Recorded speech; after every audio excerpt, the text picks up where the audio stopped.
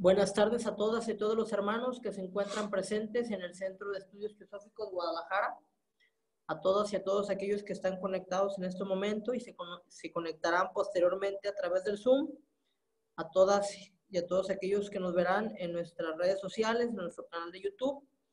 El día de hoy, cumpliendo con nuestro programa del curso del cuerpo mental, estamos en la quinta sesión.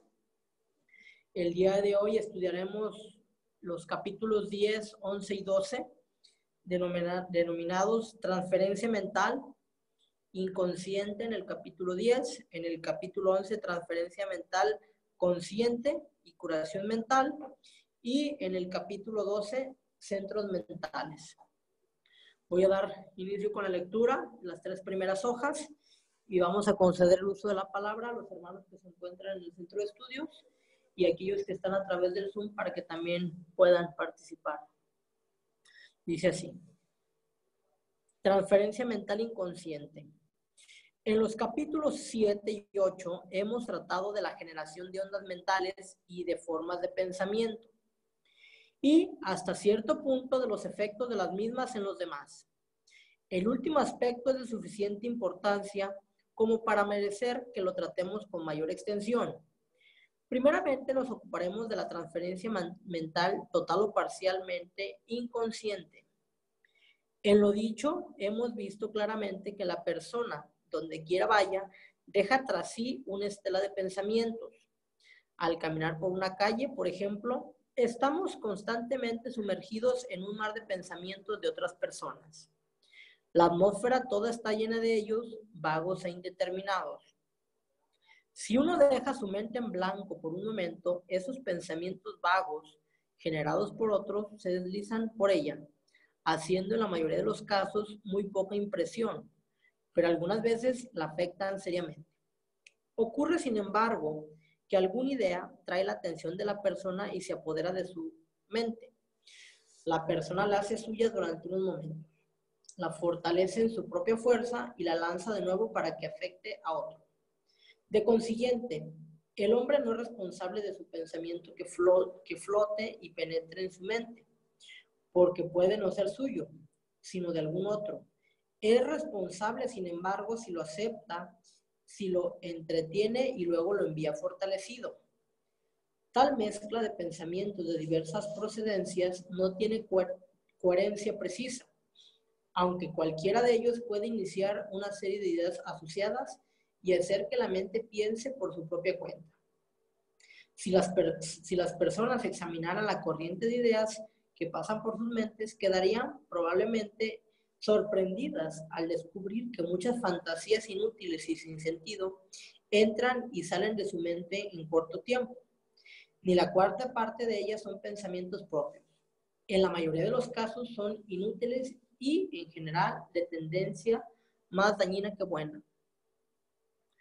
De esta manera, los hombres se afectan constantemente unos a otros con pensamientos lanzados sin intención precisa. En efecto, la llamada opinión pública se forma en gran parte de esta manera en la mayoría de los casos. La opinión pública es transferencia mental. Gran número de gentes piensan en cierto sentido, no porque hayan reflexionado por sí mismos sobre las cuestiones,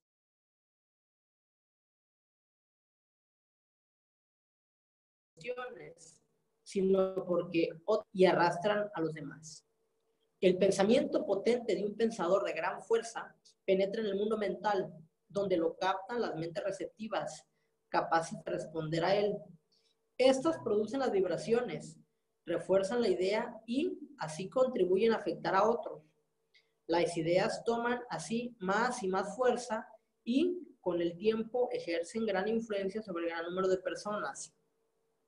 Si consideramos tales formas mentales en masa, nos daremos cuenta sin dificultad de la tremenda influencia que tienen para producir sentimientos nacionales y raciales, creando así prejuicios colectivos. Todos nos desenvolvemos rodeados de una atmósfera poblada de formas mentales que encierra ciertas ideas. Los prejuicios nacionales, el peculiar modo de considerar las cosas, ideas y sentimientos nacionales Todos nos afectan al nacer y aún antes. Todo lo vemos a través de esa atmósfera, la cual refracta en mayor o menor medida cada pensamiento. Y nuestra mente y también el cuerpo astral vibran de acuerdo. Casi todos estamos dominados por la atmósfera nacional. La opinión pública, una vez formada, arrastra a las mentes de la gran mayoría, golpeando incesantemente en sus cerebros y despertando en ellos vibraciones simpáticas. Durmiendo o despiertos, tales influencias actúan sobre nosotros y nuestra propia inconsciencia las hace más eficaces. Como la mayoría de las gentes son receptivas más que iniciadoras, actúan como reproductores casi automáticos de los pensamientos que les llegan. De esta manera, la atmósfera nacional se intensifica constantemente. Uno de los resultados inevitables de esta condición es que al recibir una nación impresiones de otra, las modifica de acuerdo con su ritmo propio de vibración. De ahí que las gentes de naciones diferentes, al contemplar los mismos hechos, los interpretan según sus propias inclinaciones y con toda sinceridad se acusan mutuamente de tergiversar los hechos y de emplear métodos desleales. Si se conociera esta verdad y lo inevitable del hecho, muchas controversias internacionales se suavizarían más fácilmente que otras y se evitarían muchas guerras. De esta manera, cada nación tendría en cuenta la ecuación personal y en vez de culpar a otra por la diferencia de opinión, buscaría el término medio entre los dos puntos de vista, sin exigir que predomine el propio exclusivamente. Los hombres en su mayoría nunca tratan de discernir por sí mismos. Son incapaces de librarse de la influencia de la gran multitud de formas mentales que constituyen la opinión pública. Por ello, nunca ven realmente la verdad, ni siquiera conoce su existencia, contentándose con aceptar tal gigantesca forma mental. Para el ocultista, sin embargo, lo primero es obtener un punto de vista claro y sin prejuicio de todas las cuestiones, ver las cosas tal cual son y no como otros suponen. Para alcanzar tal clara visión de las cosas, se requiere vigilancia incesante. Una cosa es descubrir la influencia de la gran nube mental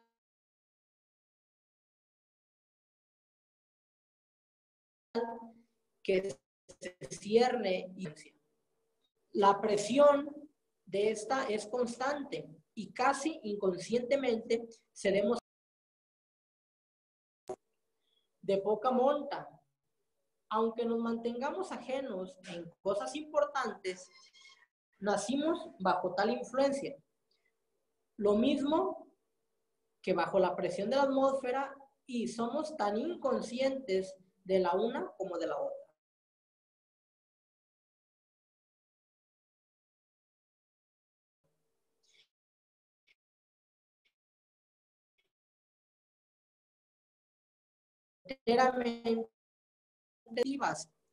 La influencia de esta agregación de ideas no se limita a la ejercida sobre los vehículos sutiles del hombre. Las formas mentales destructivas actúan como energía desintegradora y con frecuencia causan graves perturbaciones en el plano físico. Son fuentes fructíferas de accidentes, de convulsiones naturales, de tempestades, ciclones, vendavales, terremotos, inundaciones, etc. Pueden provocar guerras, revoluciones, perturbaciones y levantamientos sociales de toda clase. Las epidemias, enfermedades y crímenes como pueden atribuirse a causas similares. Las formas mentales de ira contribuyen a la perpetración de asesinatos.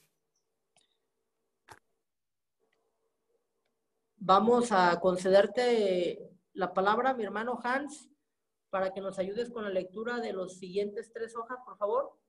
Adelante. Adelante, Hans. Ok. Bueno, Ok, mi hermano Adrián, ¿nos escuchas, Adrián?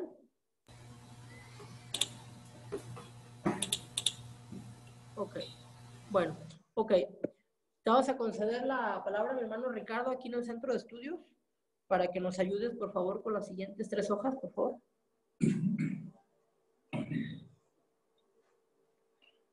Sí, de esta manera, los malos pensamientos de los hombres, en todo sentido y en innumerables formas, causan desastre, reaccionando sobre el pensador mismo y sobre otros. Volviendo ahora a los efectos producidos, más específicamente por los pensamientos individuales, el estudiante recordará la descripción que hicimos en la obra El cuerpo astral, de los efectos producidos, por ejemplo, por un intenso sentimiento de devoción. No, pues no se escucha. Tal sentimiento va comúnmente acompañado de pensamientos del mismo carácter. Estos, aunque formados en primer lugar en el cuerpo mental, atraen a su alrededor gran cantidad de materia astral, de manera que actúan tanto en el mundo mental como en el astral. De consiguiente, un hombre evolucionado en un centro de ondas devocionales, las cuales han de influir inevitablemente en los pensamientos y en los sentimientos de otras personas.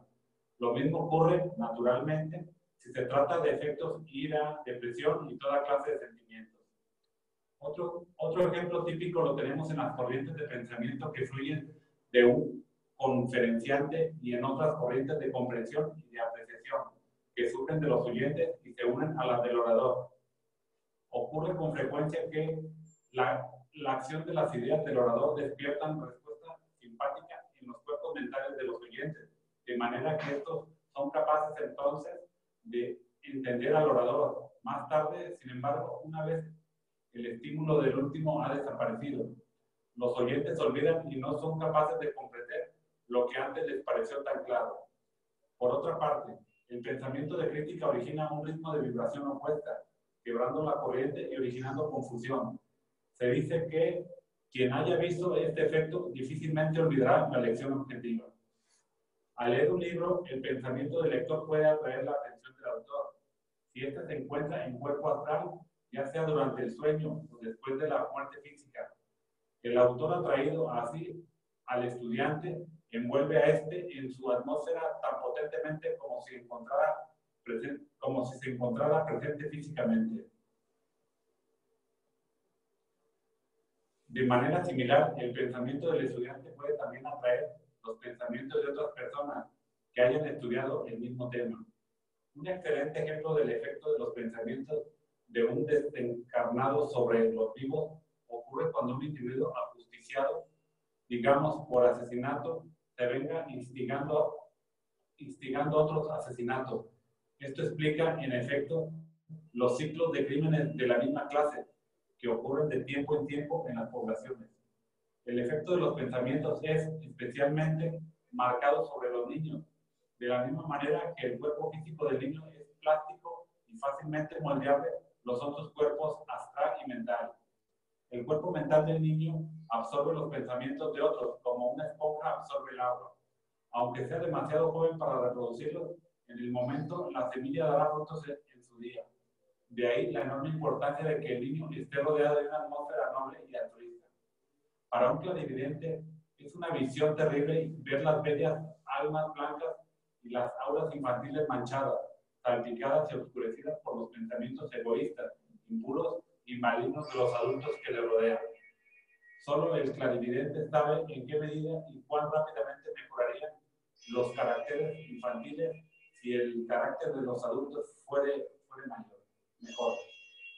No es correcto tratar de dominar el pensamiento y la voluntad del otro, aunque sea para lo que parece un buen fin, pero es recomendable fijar el pensamiento en las buenas cualidades de una persona, porque ello tiende a fortalecerlas.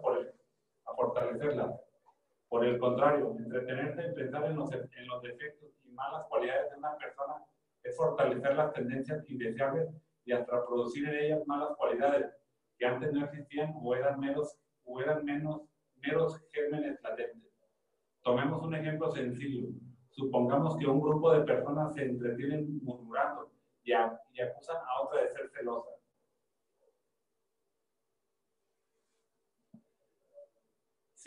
Si el inculpado tiene ya tendencia a sentir celos, esta tendencia será grandemente intensificada por la avalancha de pensamiento de los murmuradores, aunque esté completamente exenta de todo sentimiento de celos.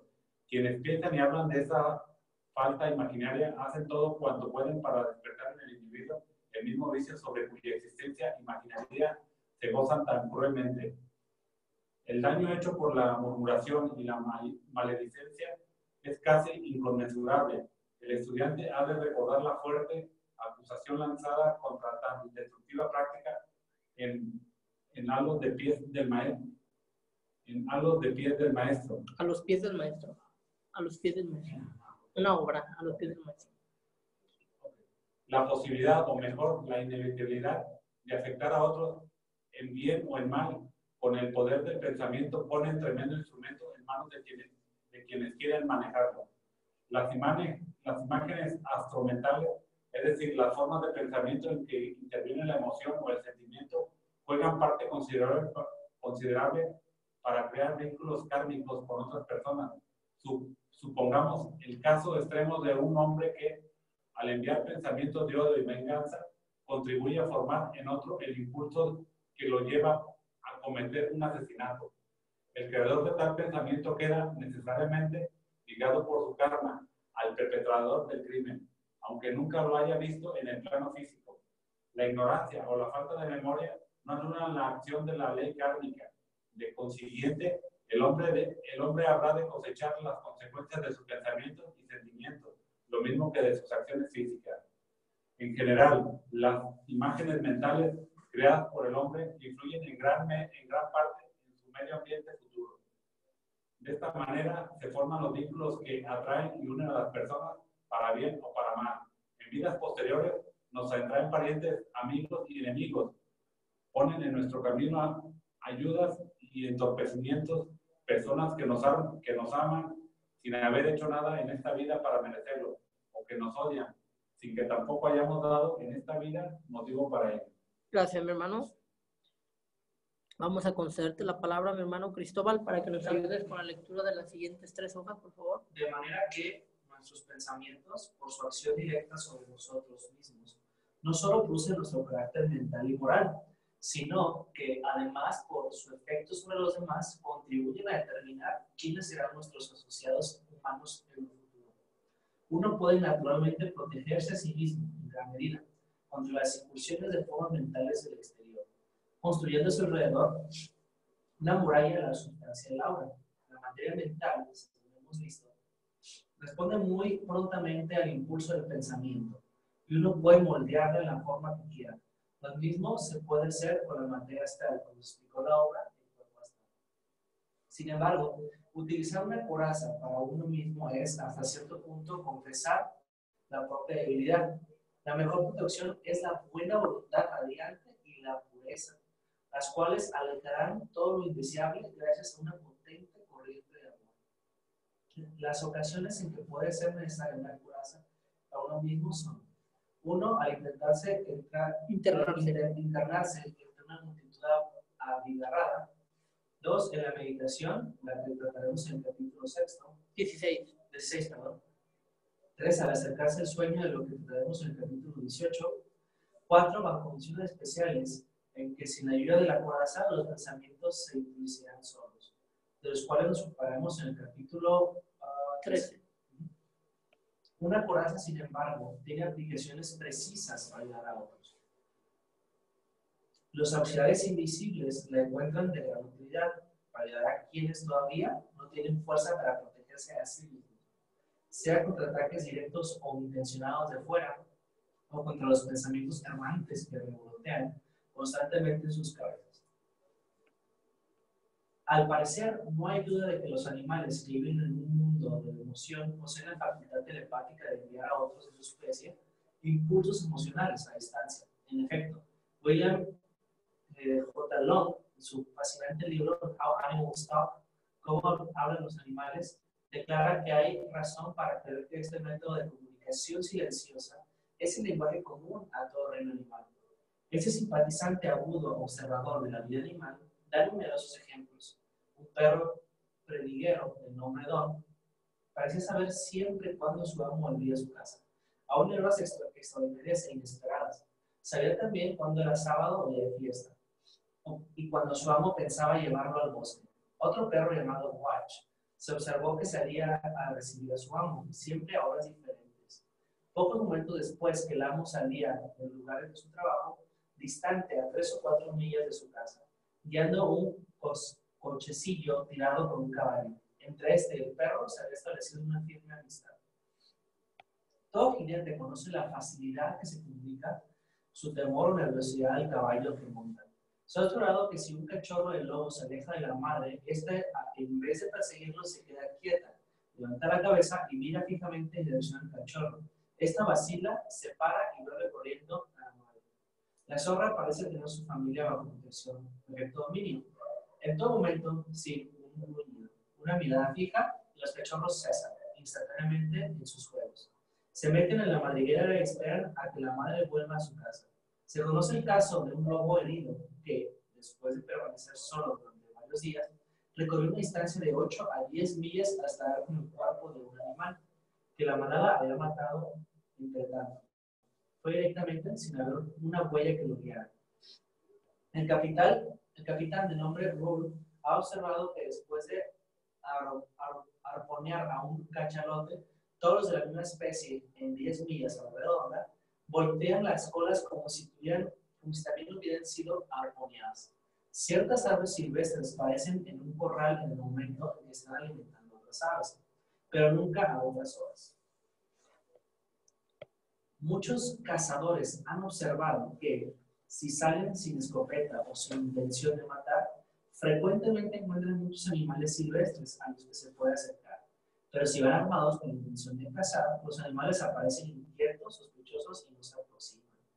Un cazador que se había dado cuenta de la excitación que se transmite del hombre a los animales, reprimía su propia excitación mental y física y podía acercarse a su presa mucho más fácilmente que antes de haber aprendido la lección. La verdad de esto lo comprueba el número de pieles de tigre que había coleccionado. William J. Long afirma, además, que encontrado muchos indios y otros que poseen lo que ciertos africanos llaman chunfo.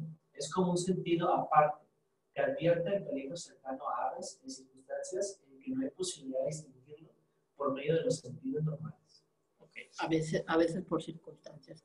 Ok, bueno, terminamos la primera parte de nuestra sesión. En este capítulo se denomina transferencia mental inconsciente. Como ya señalamos, en esta sesión vamos a ver la transferencia mental inconsciente, que es este capítulo 10, y después vamos a ver la transferencia mental consciente.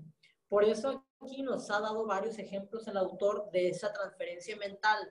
¿Por qué es inconsciente? Porque constantemente estamos poblando el mundo mental precisamente con nuestros pensamientos inconscientes. Por eso se dice que cuando un pensamiento está en la atmósfera, llega a nosotros. Si lo rechazamos, no generamos vínculo kármico. Pero dice que si permitimos que ese pensamiento que está flotando en la atmósfera de donde nos ubicamos penetra, lo vitalizamos y lo enviamos, ya generamos una responsabilidad kármica. Porque acuérdense que las formas mentales, las formas de pensamiento son entidades, son seres. Se dice que vamos, a medida que vamos nosotros transitando por el mundo, estamos recorriendo y estamos creando un haz de pensamiento. De ahí precisamente la importancia de estarnos autovigilando. Se nos dice que los hombres nos estamos afectando constantemente unos a los otros con pensamientos lanzados sin intención precisa, que precisamente eso es lo que se genera en la llamada opinión pública, que lanzamos formas mentales y si nosotros somos parte de esa opinión pública, de la prensa, de los medios de masivo, las redes sociales, lo único que estamos haciendo es alimentando esos pensamientos, si son de odio, si son racistas, estamos siendo parte de esta crueldad. Si por el contrario, tal pensamiento, tal idea se genera, pues debemos de enviar, contrarrestar con un pensamiento de amor, de paz, de luz, ¿no? Dice que los pensamientos, las ideas, son pocas las personas que piensan correctamente, pero aquellos que lanzan pensamientos, llámese para el bien o para el mal, lanzan esos pensamientos en el mundo mental y captan las mentes receptivas. A veces esas mentes, como son débiles, pues solamente responden a estas vibraciones y así a veces podemos afectar a los demás. De ahí el tema de la cuestión del fútbol, la cuestión de ciertas tendencias en los medios, aguas porque lo único que estamos haciendo es, lejos de ayudar, estamos perjudicando si somos parte de esas opiniones públicas. Se nos dice que los hombres, en su mayoría, no tratamos de discernir. Somos incapaces de librarnos de la influencia de las formas mentales, o sea, no estamos pensando por nosotros mismos, somos consumidores de formas mentales ajenas. Llámese por la televisión, llámese por los libros, o sea, estamos consumiendo formas mentales ajenas, pensamientos ajenos. Es muy raro aquel individuo que genera sus propios pensamientos y los proyecta. Pero dice, para el ocultista, sin embargo, lo primero es obtener un punto de vista claro y sin juicio de todas las cuestiones, ver las cosas tal cual son y no como otros suponen que son. Tenemos que tener nuestro propio criterio, aprender a pensar por sí mismos. Dice que para alcanzar la visión clara se requiere vigilancia incesante. Una cosa es descubrir la influencia de la gran nube mental y otra es capaz de desafiar la influencia. O sea, podemos ya advertir que hay pensamientos, pero no nos atrevemos a desafiarlos y transmutarlos. Dice que es imperativo que el ocultista se libre enteramente de esas influencias y que encaremos la verdad tal cual es, ¿no? Y que no hay que ser parte de esas formas mentales gigantescas colectivas que son las que azotan a la humanidad. Algo muy interesante, estas formas mentales destructivas creadas por la humanidad con el odio, la ira, la violencia, actúan como energía desintegradora y estas formas mentales gigantescas son las causantes de accidentes, convulsiones naturales, tempestades, ciclones, vendavales, terremotos, inundaciones. Estas formas mentales son tan poderosas que pueden crear guerras, revoluciones, perturbaciones y levantamientos sociales, epidemias, enfermedades y crímenes. Entonces, precisamente que las formas mentales de ira contribuyen a la perpetración de asesinatos. Eso lo estamos viendo en México, ¿no? Que lejos de pensar positivamente, de lanzar, hay una cantidad impresionante de formas mentales de odio, de ira, de crimen. Entonces, pues es lo que los países, por eso en muchos países como Holanda y otros, las cárceles ya están cerradas, porque al purificar sus corrientes de pensamiento, pues en consecuencia los crímenes bajan. Ese fenómeno ya ha ocurrido en Colombia y en Nueva York. Se han hecho experimentos de meditar colectivamente para purificar el ambiente. La meditación purifica los ambientes. Entonces, la contaminación de los países y los crímenes se deben a esa cantidad de formas mentales tóxicas y nocivas que hay.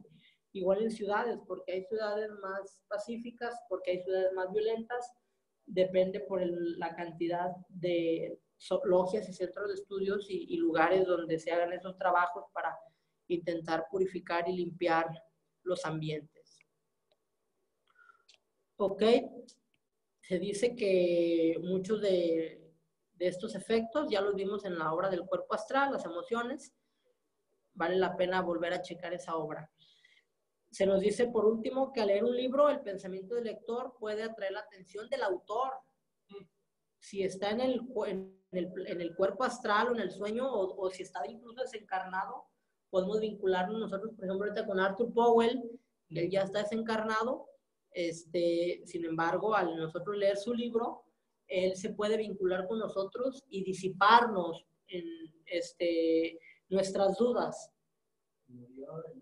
Sí. 1969. No le hace, entonces ya puede, si sigue desencarnado, nos vinculamos a su obra y él nos puede ayudar a comprender. También dice que el pensamiento de un estudiante puede atraer los pensamientos de otras personas que hayan estudiado el mismo tema. O sea, nosotros, si ahorita estamos hablando de este tópico, Otros desencarnados o encarnados pueden estar interactuando ya con nuestros cerebros, como que ya lo vimos en la lección anterior, ¿no? Mecanismo de transmisión de pensamiento. Sería una especie de telepatía inconsciente, porque estamos hablando de transmisión de pensamiento inconsciente, no es voluntario. Dice que, por ejemplo, algo muy triste que es el efecto de los pensamientos sobre los niños. Ellos tienen un cuerpo físico plástico y fácilmente moldeable, influenciable. Entonces, estos pensamientos que proyectamos o proyecta el mundo sobre los niños, ellos los absorben como una esponja. Entonces, de ahí la importancia de que el niño crezca en una atmósfera noble y altruista. Con nuestro ejemplo, pensamientos, palabras, acciones, estamos influyendo en los niños y en las generaciones jóvenes. Dice que un clarividente sí ve esa tragedia de que estas bellas almas y estas auras infantiles sin protección pues se salpiquen y sean manchados con estos pensamientos de egoístas, impuros y malignos de los adultos que los rodean. De ahí la importancia de tener mucha precaución. Se nos dice que no es correcto tratar de dominar el pensamiento y la voluntad del otro, aunque sea para hacer un buen fin, o sea, nunca dar consejos, nunca tratar de interferir en el proceso ajeno. Por el contrario, si queremos ayudar a estas personas, dice que es recomendable concentrarnos en sus cualidades. Con eso vamos a fortalecerlos. Por el contrario, si nos concentramos en sus defectos y en sus malas cualidades, pues las vamos a vigorizar, porque la energía sigue el pensamiento. Si alguien que tiene un vicio, nos concentramos en el vicio, lo estamos perjudicando. Si por el contrario tiene un vicio, pues vamos a concentrarnos en sus cualidades positivas. Se dice que el daño hecho por la murmuración y las maldiciones es inconmensurable. Son crímenes contra el alma. Y a los pies del maestro, en esta obra hace mucho hincapié a la impecabilidad de la palabra. Se dice también que las imágenes astromentales o las imágenes de pensamiento, en los que se interviene la emoción y el pensamiento, se crean vínculos kármicos entre personas. Llámese, si pensamos negativamente de alguien, pues se está generando vínculos, aunque no lo veamos y aunque no esté con nosotros, estamos generando lazos karmáticos. Bueno, se dice precisamente que para efecto de protegernos de la influencia de la atmósfera o ciertos lugares, podemos construir una coraza. Ya lo vimos en el curso del cuerpo etérico y del cuerpo astral. Podemos construir corazas de esa materia, de preferencia del último subplano, del plano atómico, que es el subplano más elevado de cada plano. Con amor, con pensamientos de amor, podemos, con un acto de voluntad, crear un aura, una coraza, blindándonos y aislándonos de esas influencias. Pero dicen que sin duda la mejor protección es la buena voluntad radiante y la pureza, lo cual alejará todo lo indeseable gracias a una corriente de amor. ¿En qué casos podemos construir la coraza? Al internarnos en una multitud, cuando vamos a practicar la meditación, es importante protegernos, cerrarnos al dormir y bajo ciertas condiciones que estamos en vigilia, ciertas prácticas, ciertos rituales, es importante protegernos con esta coraza. Se dice que esta coraza también la utilizan los auxiliares invisibles, que ya lo vimos en el curso del cuerpo astral, estos auxiliares invisibles, que nosotros podemos actuar incluso como ellos si tenemos dominio en el plano astral o mental, podemos ayudar a proteger a personas que estén en situación de peligro. Ok, nosotros podemos ayudar, pues les construimos esa coraza como lo que hace cuando sale un familiar de casa, un conocido que lo vemos en situación de peligro, nosotros podemos apoyar como auxiliar invisible construyéndole esa coraza. Y también nos habla de que los animales tienen, autor William Helong, él en su libro How Animal Talk, cómo hablan los animales, nos señala precisamente que ahí tienen sus formas de comunicación, que todos los animales se ha demostrado que tienen ciertos vínculos, incluso que interactúan con animales y con otros humanos. Bueno, se concede el uso de la palabra, mis hermanos, después de este resumen.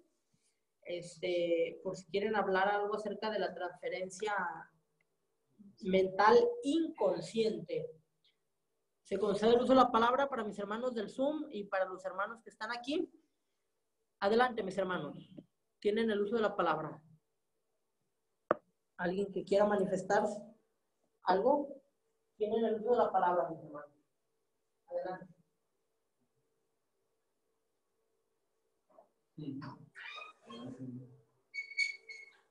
Bueno, nada más agregar que el poder del pensamiento es ilimitado y que las formas mentales que uno puede elaborar para curar surgen efecto. Se va comenzando, se va densificando esas formas mentales para llegar a otro destino y curar a la persona. Para esto, pues, muchas veces se auxilia uno pues, de el cuerpo astral, haciendo un viajecito y llevando consigo esas formas mentales para fortalecer e implantarlas en la persona que las necesita. Son formas de curación a distancia que el poder del pensamiento puede desarrollar, y al tanto así como cura como puede enfermar a otras personas y a sí mismo. Es ilimitado este tema porque lleva una serie de condiciones para poderlo desarrollar a esos niveles. Muchas gracias, mi hermano Federico. ¿Alguien más quiere hacer el uso de la palabra? ¿Tienen mis hermanos del Zoom? Ah, sí, se salió. Mis hermanos del Zoom, ¿quieren manifestar algo? ¿Tienen alguna intervención, mi hermano Hans? Ok. Bueno, aquí mis hermanos del centro de estudio, ¿todo bien? ¿Podemos pasar al siguiente tema? Ok. Bueno, ya vimos la transferencia mental inconsciente. Ahora vamos a ver lo que es la transferencia mental consciente y lo que es la curación mental. En el libro del cuerpo etérico hablamos de lo que es el mesmerismo, que es el magnetismo, los principios del Reiki, los principios de la sanación pránica. En el cuerpo astral también vimos que por medio de ciertos métodos podemos armonizar y sanar nuestras emociones. Y pues bueno, aquí en esta obra del cuerpo mental se nos dan instrucciones de cómo transferir pensamientos, formas de pensamientos conscientemente y en consecuencia cómo curar mentalmente a otros hermanos. Vamos a dar lectura. Bueno, vamos a concederte la palabra a mi hermano Pedro Rodríguez para que nos ayudes, por favor, con las siguientes 3 páginas, por favor, que nos ayudes con tu lectura. Adelante. Transferencia mental, consciente y curación mental. Con voz un poco más elevado, mi hermano, para que nos escuche, por favor. Gracias. Está en el poder de 2 personas cualquiera, con tal de que tengan interés suficiente como para dedicar a ello tiempo y perseverancia, y sean capaces de pensar con claridad y firmeza, convencerse de la posibilidad de la transferencia mental y hasta llegar a ser moderadamente eficientes en el arte. Existen naturalmente numerosos escritos sobre el tema, como por ejemplo los anales de la Sociedad de Investigación Psíquica. Para ello, los 2 experimentadores han de ponerse de acuerdo sobre la hora más conveniente para ambos y dedicar cada día 10 o 15 minutos a la tarea. Además, uno y otro han de asegurarse contra interrupciones. Uno ha de actuar como proyector o transmisor de pensamiento y el otro como receptor. Es conveniente que se alteren estas funciones a fin de evitar que uno sea anormalmente pasivo. Además, puede ocurrir, sin embargo, que uno sea mejor como transmisor y el otro como receptor. El transmisor debe elegir un pensamiento que puede ser sobre cualquier cosa, desde una idea abstracta a un objeto concreto o una simple figura geométrica. Luego, se concentra en el pensamiento elegido con voluntad de grabarlo en la mente de su amigo. Casi no es necesario insistir y que la mente ha de estar completamente concentrada o en la condición gráficamente descrita por Van Harry, como en una sola dirección. Se recomienda que los faltos de práctica no intenten concentrarse por mucho tiempo, pues la atención titubea y se distrae, con lo cual se forma un mal hábito, o se produce tensión que lleva a la fatiga. Para muchos, si no para la mayoría, los segundos son más seguros que los minutos. El receptor, adoptando la posición más cómoda posible para que ninguna molestia corporal distraiga su atención, ha de hacer que su mente quede en blanco, algo no muy fácil para el no experimentado, pero que no cuenta una vez que se ha adquirido alguna práctica. En tales condiciones, toma nota de los pensamientos que se deslizan por su mente. Estos se han de escribir a medida que se presentan. El único cuidado del receptor es mantenerse pasivo, sin rechazar ni alterar nada. Naturalmente, el transmisor ha de tomar nota de los pensamientos que envía para después comparar las anotaciones de uno y otro, salvo que los experimentadores sean anormalmente deficientes en el empleo de la voluntad o en el dominio del pensamiento. Se desarrollará el poder de comunicación en pocas semanas o al menos en pocos meses. El autor de este libro conoce casos en que la comunicación se ha conseguido al primer intento. El estudiante del ocultismo blanco, una vez convencido de la posibilidad de transmitir el pensamiento, no se contentará con la práctica de experimentos académicos, como los escritos, ni tampoco con enviar buenos pensamientos a sus amigos, por útiles que tales prácticas sean en su lugar.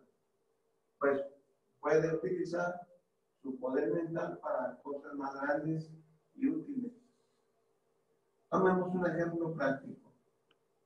Supongamos que el estudiante desea ayudar a una persona dominada por un hábito perjudicial como la bebida. Primeramente, ha de averiguar a qué horas es probable que la mente del paciente esté desocupada, tal como la hora en que se va a acostar, si el hombre está dormido mucho mejor. A la hora convenida, el estudiante se sienta y se representa al paciente sentado frente a él. No es esencial que la visualización sea muy clara, aunque el proceso resultará más eficaz si se puede visualizar la imagen vívida y claramente y en detalle.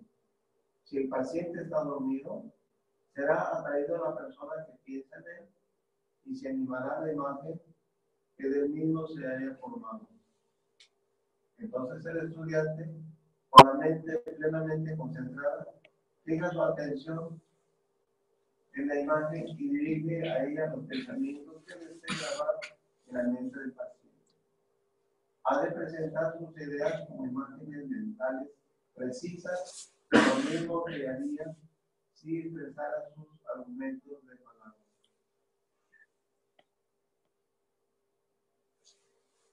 Se ha de tener mucho cuidado de no intentar dominar la voluntad del paciente en ningún sentido. El esfuerzo ha de ir dirigido únicamente a presentar a la mente del mismo ideas que apelan a su inteligencia y a sus emociones, para que le ayuden a formar un juicio correcto y le induzcan a hacer el esfuerzo de llevarlo a la práctica en la acción. Si se intenta imponerle una línea determinada de conducta y el intento tiene éxito, muy poco se habrá conseguido, si es que se consigue algo. En primer lugar, porque el efecto debilitante de la imposición sobre su mente puede hacerle más daño que las acciones erróneas de las que se le quiera salvar. En segundo lugar, la inclinación mental hacia la costumbre viciosa no cambiará poniéndole obstáculos, porque si se le cierra un camino, encontrará otro y un nuevo vicio implantará al antiguo. De esta manera, ¿cómo se le impone a la fuerza la templanza mediante el dominio sobre su mente? No se cura del vicio, más que si se le encerrara en una prisión. Aparte de esa consideración práctica, es un principio erróneo que una persona trate de imponer su voluntad sobre otra, aun cuando sea para mejorarla. El verdadero desenvolvimiento no se obtiene por coacción externa. Es necesario convencer a la inteligencia, despertar y purificar las emociones para que resulte verdadero progreso. Si el estudiante desea ayudar de alguna otra manera, con sus pensamientos debe de proceder de manera similar, como vimos en el capítulo 8, octavo. Formas mentales. Un deseo intenso por el bien de un amigo enviado como agente protector general se mantendrá alrededor del mismo como forma mental durante un tiempo proporcional a la potencia del pensamiento, el cual lo guardará contra todo mal, actuando como barrera contra los pensamientos hostiles y hasta advirtiéndole de daños físicos. Un pensamiento de paz y de consuelo, enviado de la misma manera, tranquilizará y calmará la mente, difundiendo alrededor de su objeto una atmósfera de calma. Vemos pues que la transferencia mental está estrechamente vinculada a la cura mental. Gracias, mi hermano Pedro. Vamos a concederte la palabra, mi hermano Cristóbal, para que nos ayude, por favor, con las siguientes 3 hojas. El objeto es transmitir pensamientos buenos e intensos del operador al paciente. Ejemplo de esto son la ciencia cristiana, la ciencia mental, la curación mental, etc. En estos métodos, por lo que se intenta curar a una persona creyendo simplemente que está bien, se ejercita frecuentemente una influencia hipnótica considerable. Los cuerpos mental, astral y etérico del hombre están tan estrechamente vinculados que si el hombre cree mentalmente que se encuentra bien, su mente puede ser capaz de forzar a su cuerpo físico a armonizarse con un estado mental y producir así la curación.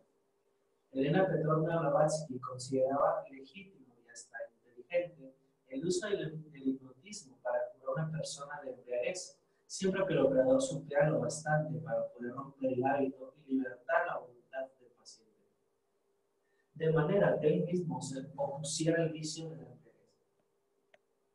Como el poder de la voluntad del paciente queda paralizado por su inclinación a la bebida, el hipnotizador utiliza la fuerza del hipnotismo con lo expediente temporario para permitir que el hombre recupere la voluntad y la reafirme.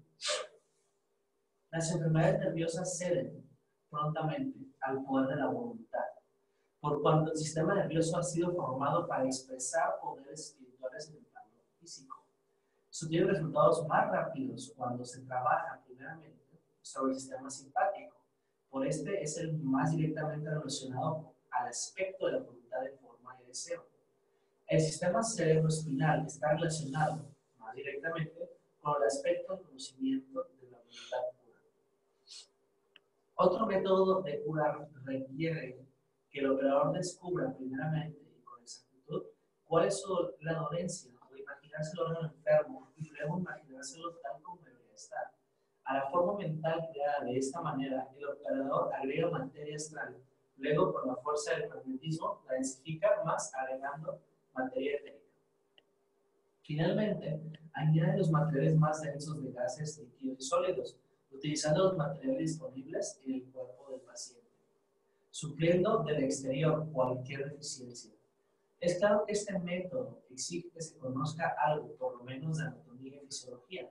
No obstante, si el operador es de grado avanzado de evolución, la voluntad del mismo, si carece de tal conocimiento en la conciencia física, puede ser guiada desde un plano superior. En curas efectuadas por este método, no se corre peligro, como en las curaciones por el método más fácil y de lo siguiente más común, en que se opera sobre el sistema simpático, a que hemos aludido antes. Hay, sin embargo, un cierto peligro en curar con el poder de la voluntad, o sea, el peligro de transferir la enfermedad de un vehículo superior a un vehículo superior. Como la enfermedad es a menudo la manifestación final del mal existente en planos superiores, es mejor dejar que se desarrolle por sí misma que tenerla a la fuerza y lanzarla al vehículo más sutil. Se trata de una enfermedad resultante de malos deseos o malos pensamientos.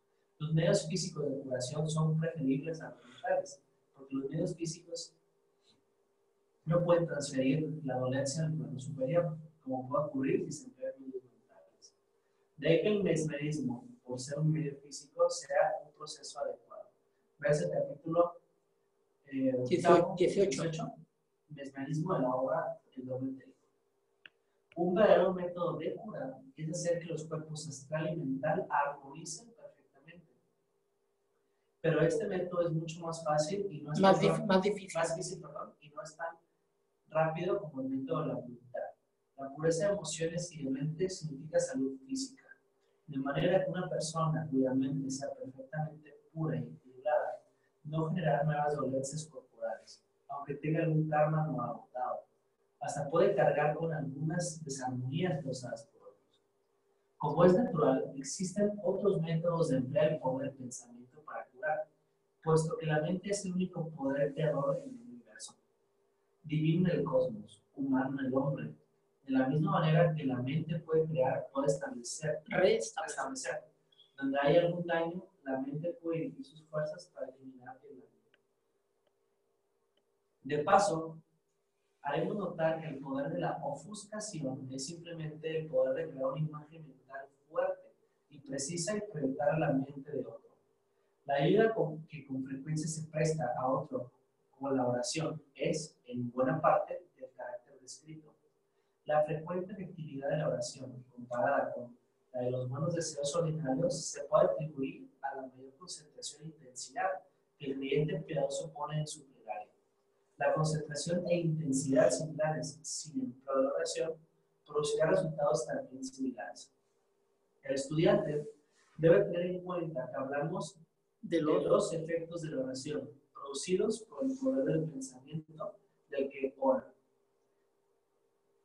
Indudablemente la oración produce otros resultados por cuanto atrae la atención de una inteligencia humana, superhumana y hasta no humana, lo cual puede traer ayuda directa prestada por un poder superior al de quien ofrece la oración. Todo cuanto se puede hacer con el pensamiento en favor de seres vivientes, se puede hacer aún más fácilmente en favor de los muertos. Como explicó en la obra del cuerpo astral, la tendencia del hombre, después de la muerte, es dirigir su atención hacia adentro y vivir en los sentimientos y en la mente, más que en el mundo externo. La redistribución del cuerpo astral, efectuada por el elemento del deseo, tiende todavía más a circunscribir las energías mentales e impedir la expresión externa de las mismas. Pero la persona, así entorpecida en cuanto a sus propias energías, es más receptiva a las influencias del mundo mental.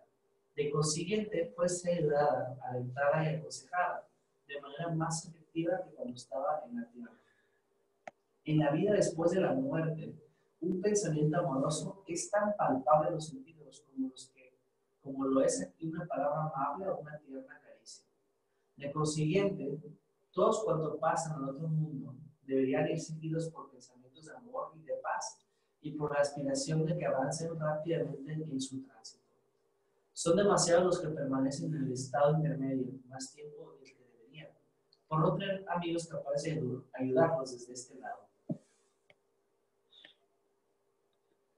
¿Continúa? Sí, yo voy a continuar. Los ocultistas que fundaron las grandes religiones no desconocían el gran servicio que quienes quedan en la tierra, de quienes quedan en la tierra podían prestar a los que pasan al otro lado. De ahí que los hindúes tengan su Radha, los cristianos sus misas y las plegarias por los muertos.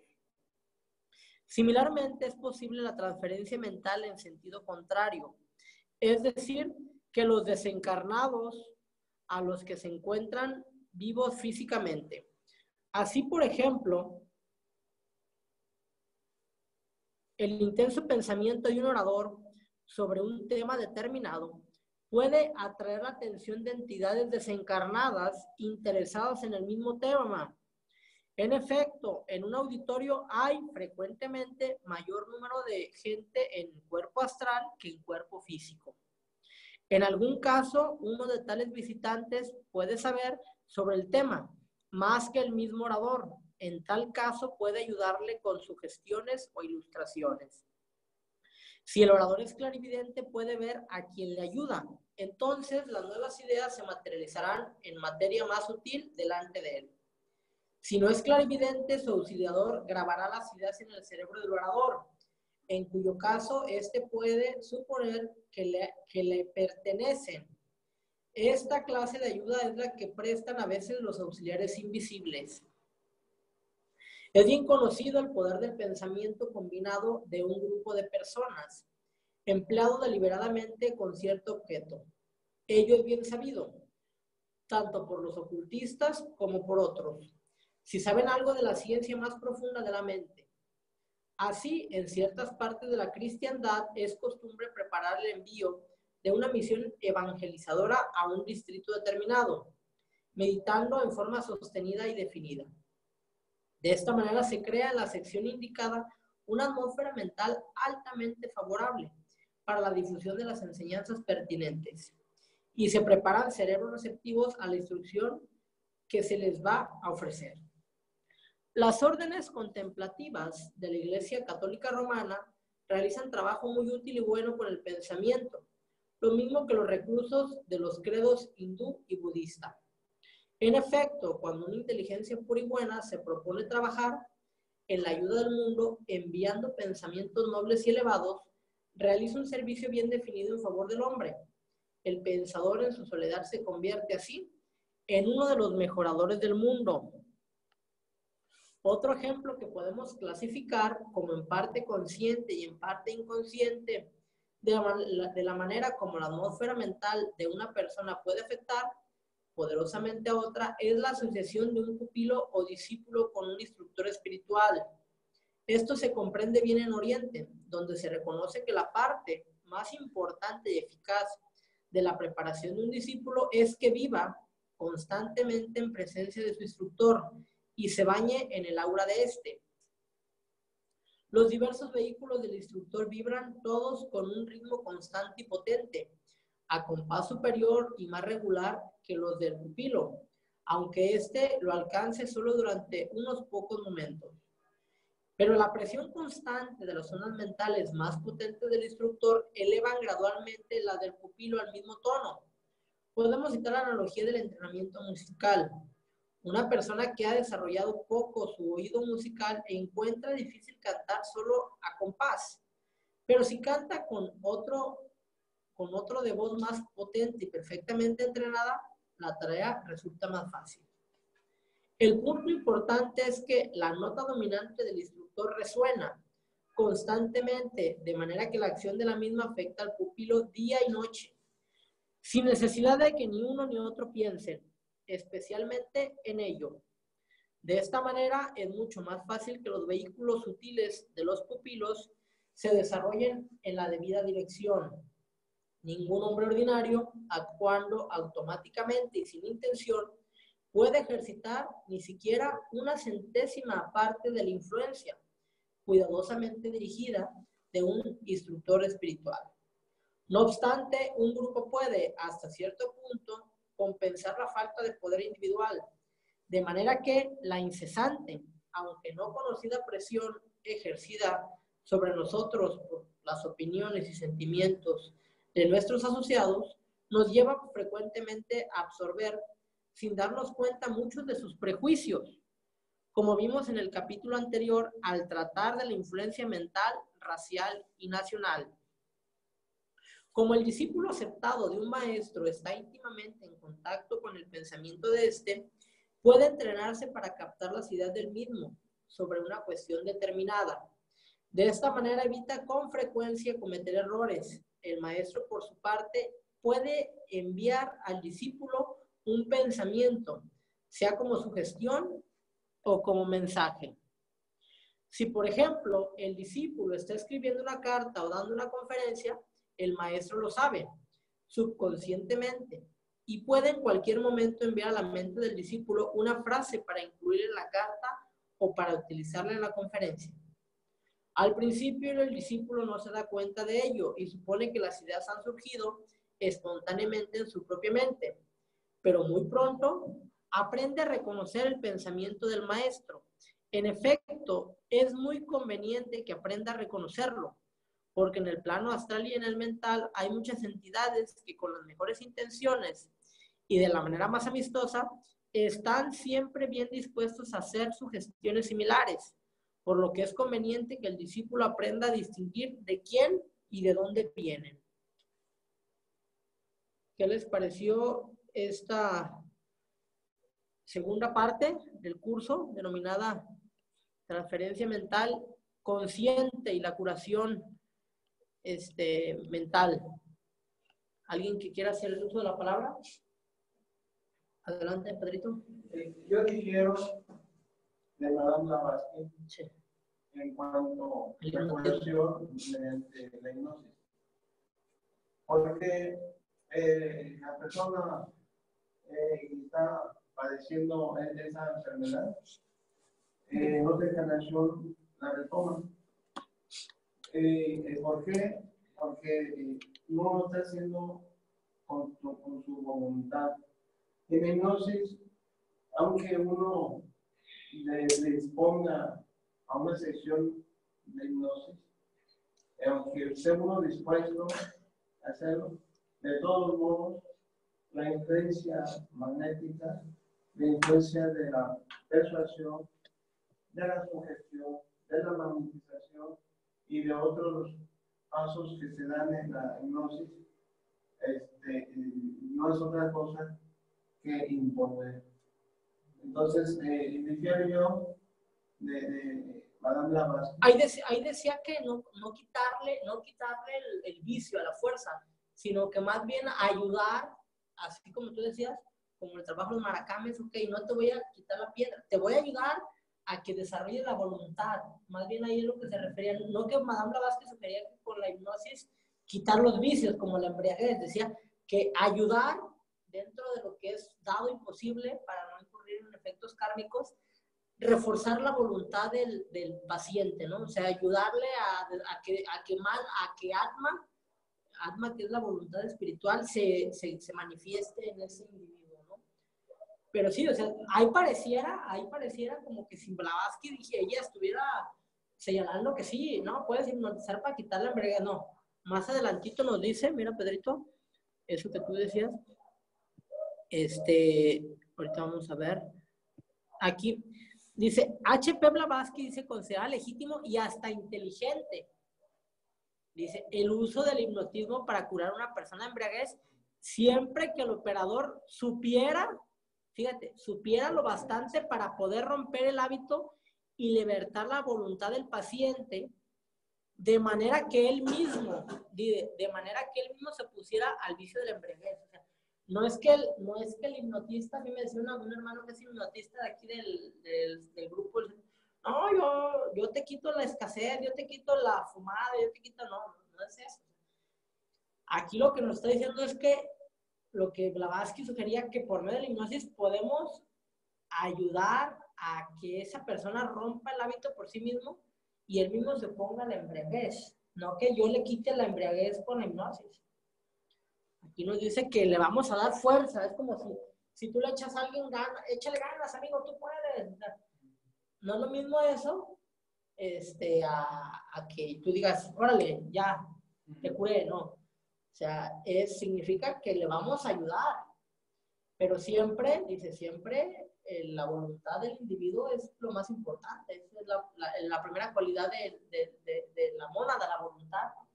Si no hay voluntad, por más que le ruegues, le lloras, le pides, si hay persona que quiere seguir sufriendo, porque también eso hemos aprendido, a veces queremos darle a alguien limosna y ¿quién te está pidiendo? Por más indigente que lo veamos y pues estamos interfiriendo en el proceso. O igual, nosotros aferrados a querer dar teosofía a hermanos que ellos dicen, hasta aquí me quedo.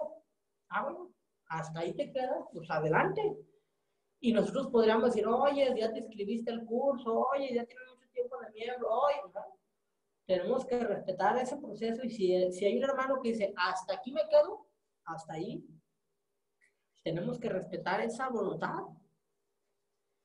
¿Qué más, Pedrito, nos comentas?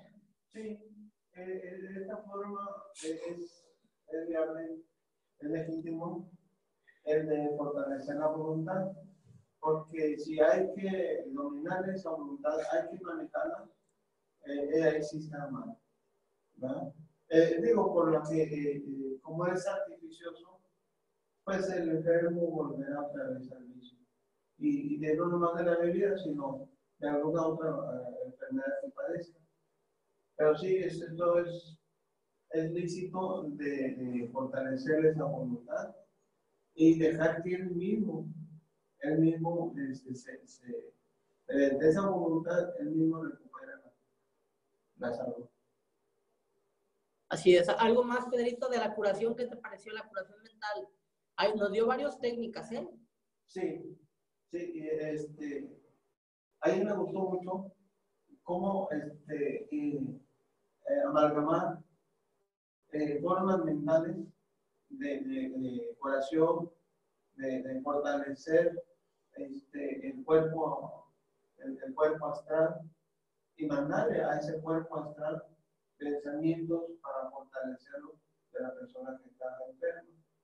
Hace rato había yo comentado algo al respecto, que quienes están más avesados, más diestros, que tienen más pericia en esto, pueden incluso hacer un viaje astral y en ese viaje astral fortalecer el cuerpo astral del enfermo, siempre y cuando aquel esté dormido, que es más fácil. Así es. Sí, nos dio varios tips. Incluso aquí nos habla de que esa transferencia mental, hay muchos escritos en los anales de la Sociedad de Investigaciones Psíquicas. Yo creo que me imagino que eran antecesores de parapsicología, estas Sociedad de Investigaciones Psíquicas, ¿verdad, Pedrito? Así es. Y incluso dice que para transferir el pensamiento alguien debe de actuar como proyector y otro como receptor. Aquí nos sugiere que si queremos practicar eso de la transferencia mental, nos alternemos para que no nada más alguien actúe como sujeto activo y otro como pasivo, sino que estar alternando y decir, a ver, vamos con tres figuras, triángulos, cuadros y círculos. ¿Qué figura te envíe? Y al otro, no, pues un cuadro, no, un círculo. Y así, estar en constante y estamos así poco a poco ejercitando, nos dice aquí, ese poder de la transferencia mental consciente. Se nos dice que también se puede elegir una idea abstracta, un objeto concreto, una figura geométrica. Ahorita di el ejemplo, ¿no? Y siempre con la intención, pues, de transmitirlo. El receptor tiene que adoptar una postura cómoda para enviar el pensamiento. También se nos dice lo que está en negrita. Ojo, se debe tener mucho cuidado lo que decimos de no intentar dominar la voluntad del paciente. Esto sucede mucho, por ejemplo, en las profesiones. A veces un abogado, un médico, a veces la tentación nos da por querer imponer nuestra voluntad. Ya con tal de librarme a esta persona de encima, ya lo voy a sugestionar, ¿no? Los vendedores, simplemente los vendedores hacen argucia de la sugestión, la hipnosis, la persuasión, disuasión y hasta el hipnotismo, ¿eh? Entonces, aguas, dice aquí, nunca intentar dominar la voluntad del paciente. sobre todo los vendedores, con tal de vender el carro, con tal de vender la casa, con tal de vender esto, ahí andamos, así es, aprovechándonos de la debilidad mental de este hermano y fírmele. Los vendedores o las llamadas telefónicas que nos hacen, entonces aguas, estamos haciendo uso indebido del poder del pensamiento. Estas compañías aprovechándose de la ignorancia o de la debilidad de las mentes. Dice que únicamente podemos ayudar a que cada quien resuelva sus problemas, pero por más, dice, que sea buena intención, por más que diga, no, pues esta persona, yo creo que con esta imposición mía se va, no, nunca. O sea, es imponer, es un error, dice, imponer la voluntad sobre la otra, aun cuando sea para mejorar. No debemos de interferir en los procesos ajenos. Dice que si queremos realmente ayudar de otra manera, lo que decía Pedrito, podemos enviar formas mentales de un deseo intenso por el bien del amigo, o como un agente protector, o también una barrera contra pensamientos, paz, consuelo, enviarle formas mentales de amor, de paz, y pues decirle a mi hermano, te envío esta forma mental y que tu ser lo asimile en el proceso que más te convenga, de acuerdo a tu karma, de acuerdo a tu destino, ¿no? Y ya. Dice que la transferencia mental está estrechamente vinculada con la cura mental, o sea, tiene que haber ese proceso, ese vínculo mutuo entre el que transmite la luz o el conocimiento o el amor hacia el que lo recibe. Por eso decía Cristo, quien pide, se os da, quien busca, encuentra, y quien toca, se le abre la puerta. Si no nos piden, no nos tocan la puerta y no nos buscan, no tenemos que andar, lo que decíamos hace ratito, Cristóbal, no podemos andar limosneando la teosofía, mendigándola, oigan, ¿quieren teosofía? Oigan. El que nos busque, el que nos pida y el que nos toca la puerta, le tenemos que abrir, a los demás, ¿no? Porque estamos interfiriendo en su proceso. Igual con la persona que está enferma, dice el principio del Reiki, el primer principio del Reiki, que te tienen que pedir el Reiki. Si tú veas a un familiar o alguien que esté súper enfermo, obvio, tienes que decirle, ¿sabes qué? Me dedico al Reiki. ¿Te gustaría una sesión? No creo. Bueno, se acabó. No intentar, oye, mira que el Reiki... Ok, dicen que de estos métodos, el primero es creyendo que la persona simplemente está bien. Ver, ¿sabes qué? Yo te visualizo sano, obvio, si tú me lo pides, te visualizo sano y ya te visualizo sano tú. Por eso lo que hicimos antes de iniciar los trabajos, armonizamos nuestro cuerpo mental, armonizamos nuestro cuerpo emocional y nuestro cuerpo, o sea, nos estamos visualizando sanos. Entonces estamos, antes de iniciar nuestros trabajos, siempre hacemos esto para tener fuerza para nuestro trabajo, ¿no? Entonces ese es un ejercicio de que nos estamos visualizando. Y ya lo que hablábamos de Blavatsky, que ella señalaba de la voluntad, y a esto te puede interesar a ti, mi hermano, las enfermedades nerviosas ceden prontamente al poder de la voluntad. Dice que el sistema nervioso fue diseñado para expresar poderes espirituales en el plano físico. Como el sistema nervioso es el sistema más evolucionado porque en él funciona a través de impulsos eléctrico-magnéticos y esos pues parten desde el cerebro a todo el sistema simpático y el cerebro espinal. Aquí nos dice que el sistema simpático está relacionado con la voluntad y el deseo. O sea, el plano átmico, o el cuerpo átmico y el emocional. Y el sistema cerebroespinal, que es el donde están conectados todos los chakras, está más vinculado con el conocimiento y la voluntad pura. Entonces, ahí nos dice precisamente que otro método para curar requiere que el operador descubra la dolencia y que se imagine el órgano enfermo. Este método de curación lo hacían mucho los chamanes. En especial, Pedrito, tú le debes haber conocido a Pachita. Dicen que una famosa curandera que ella te extirpaba el órgano etéricamente o astralmente y te ponía otro. Incluso esas trepanaciones y todo, ella, chamanes. Ya. estos chamanes, hay ciertos hermanos que te metían la mano al nivel, te sacaban el órgano etérico, astral, y te ponían cerebro, corazón, lo que fuera. Pero ellos ya pues eran diestros en ese ámbito, que ese es el otro método. ¿Quién? Chagala también. Y él también hace ese procedimiento. y luego dicen que, pues bueno, tú puedes practicar eso, tú mismo te puedes sanar. Y ya que finalmente añade los más, o sea, empiezan de lo más sutil hasta lo más denso, ¿no? O sea, van así, materializando, dice, añade los materiales más densos, gases sólidos y líquidos, y disponibles en el cuerpo del paciente. Dice que este método, el que practican estos hermanos, tienes que saber de anatomía y fisiología, porque son cirugías etéricas, son cirugías pues astrales, entonces debes de saber de arterias, como un médico. No obstante, dice, si el operador es de grado avanzado de evolución, la voluntad mismo, y si carece de conocimientos, aunque quizás no conozcas de anatomía, puede ser guiado desde un plano superior, o sea, te conectas con tu alma y ellos te dicen. Y en estas curas, cuando te concentras en tu guía superior, no se corre peligro, como en el método más fácil, y de consiguiente, es más común que el que se opera sobre el sistema simpático. Entonces, ahí está.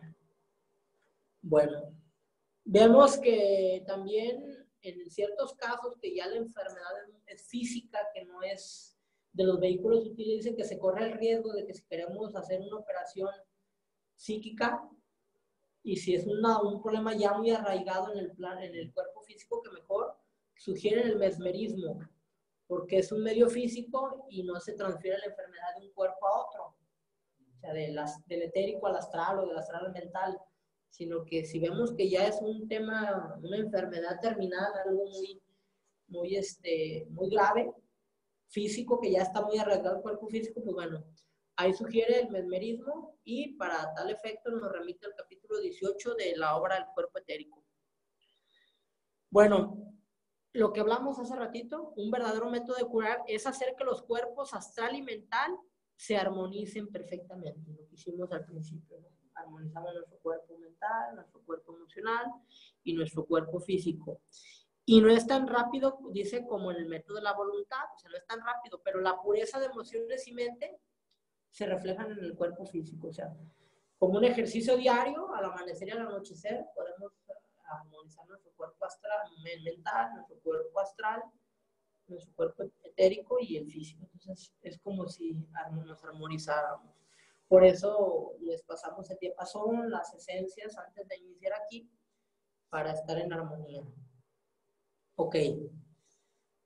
Bueno, se dice que hay otros métodos para curar, que así como nosotros tenemos este poder creador y que a veces hemos destruido, también tenemos con el poder del pensamiento podemos crear y restablecer donde haya algún daño. La mente puede dirigir sus fuerzas para eliminar el daño. Eso es muy importante, por eso está subrayado. Se nos ha dicho que todo el karma que hicimos en vidas pasadas ya, ¿no? O sea, tenemos la oportunidad de sanarnos, cortar los lazos kármicos, así como utilizamos la mente inconscientemente para dañar, para destruir, pues podemos nosotros restablecer. Igual cuando se nos salga un pensamiento negativo, lancen 7 formas mentales positivas que lo envuelvan y lo transmuten. También, eso es también posible. Así como podemos destruir, también tenemos el poder de crear y restablecer. Aquí esto está muy interesante. Ok.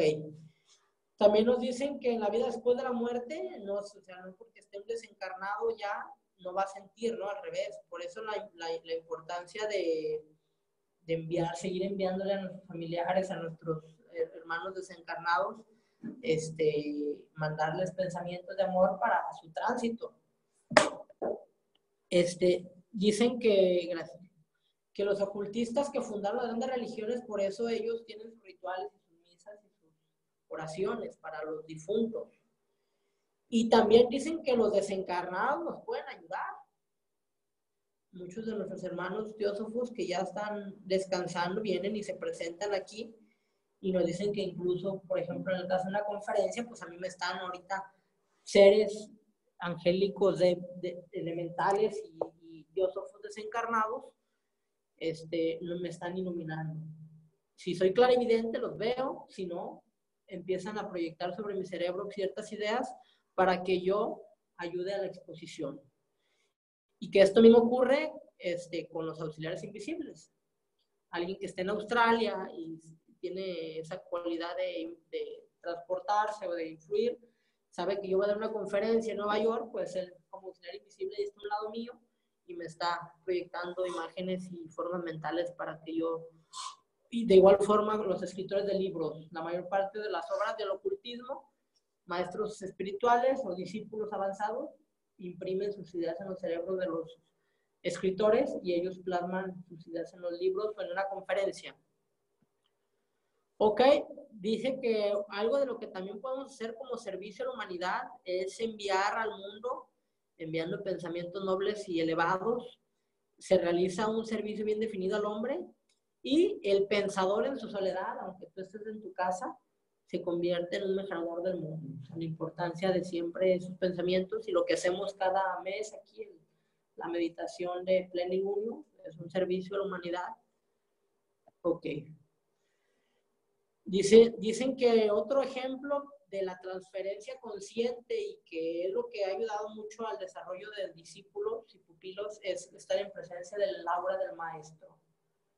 Dice que cuando ya alguien es probacionista, discípulo aceptado y el siguiente paso es hijo del maestro, ya el maestro proyecta sobre el pupilo una imagen de sus cuerpos astral mental y lo está supervisando el maestro, y cuando ve que sucumbe el pupilo le manda pensamientos de fortaleza, de amor, y por eso la importancia del vínculo con el maestro espiritual, no maestro de nosotros, me refiero a los maestros ascendidos, los grandes iniciados, que ellos también, los maestros ascendidos, conocedores de las logias y los centros de estudios, pues nos mandan a sus seres y ellos nos mandan sus bendiciones siempre que tenemos nuestros trabajos.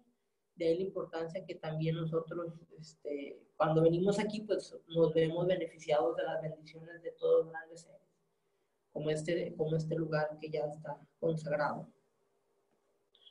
No necesariamente tenemos que estar en presencia de un maestro, sino que estos seres de luz saben que estamos contribuyendo al plan cósmico. Entonces, desde todas las partes del cosmos nos envían también a estos hermanos angélicos y elementales sus formas para ayudarnos, porque saben que si pues, progresamos, en consecuencia estamos ayudando al cosmos en su progreso. Ok, y también se habla de que el discípulo también puede recibir información de su maestro, ya sea en una carta o en conferencia, ¿no? Que no necesariamente el maestro tiene que estar ahí, sino que ya existe esa transferencia consciente. Ya, por eso antes de ver estos temas de la transferencia consciente, vimos la telepatía, ya vieron, ¿verdad? Que era la telepatía etérica, la astral y la mental. Ok. ¿Hasta aquí alguien quiere hacer el uso de la palabra, mis hermanos? Después de este resumen. ¿Alguien tú, mi hermano? ¿Todo bien? Es una forma de trabajar, por ejemplo, la voluntad en esto de las enfermedades nerviosas. ¿Cuál es la técnica? Pues, ¿vale? Esa técnica. Pues, aquí ya te dijo, el sistema nervioso sirve para... El sistema nervioso es el sistema que conecta los cuerpos sutiles con el cuerpo físico. Entonces, la voluntad espiritual precisamente decía que aquellas personas que adolecen de esas enfermedades es porque el cuerpo físico y lo que hablamos al resto de la personalidad se resiste a la influencia del alma. Entonces, la meditación, el estudio y sobre todo estar en armonía, armonizar tus cuerpos, te va a ayudar poco a poco a restablecer estos canales que se obstruyeron, que al fin de cuentas son como cables, son torrentes, los nadis, los meridianos, son 72,000 nadis y 14 meridianos, 7 chakras principales. Entonces poco a poco los puedes ir armonizando con asistir aquí, con el Reiki, con otras técnicas, pero lo más importante es que tú seas consciente que el objeto del sistema nervioso es la voluntad. Por eso son sistemas ejecutores. Los tres sistemas nerviosos, el simpático, el parasimpático y el cerebro espinal, son los encargados de transmitir la información de los cuerpos sutiles al cuerpo físico. Ok. ¿Vamos bien, mis hermanos? Sí, Pedrito, ¿algo que quieras comentar, agregar? Sí, respecto al dilema, cuando hay rasgaduras astrales, es difícil